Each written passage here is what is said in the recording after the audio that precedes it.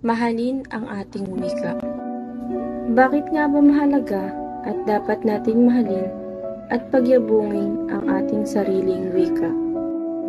Ang wikang Pilipino ay isang paraan ng komunikasyon upang magkaunawaan ang bawat isa sa ating bansa.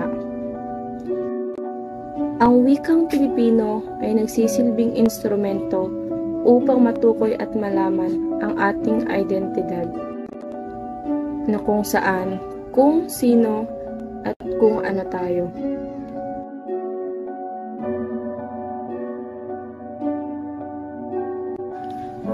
Ipaglalaban natin ang sarili nating wika at huwag papayag na tanggalin ito sa kolehiyo.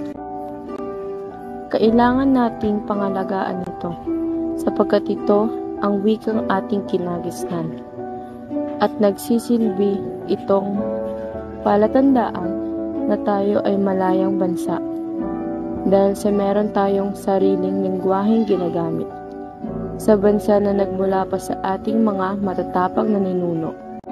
Pagyamanin ang ating wika tulad ng nakasaad sa Artikulo bilang 14, Section 6, na ang wikang pambansa ng Pilipinas ay Pilipino, samantalang nililinang ito ay dapat pagyabungin at pagyamanin.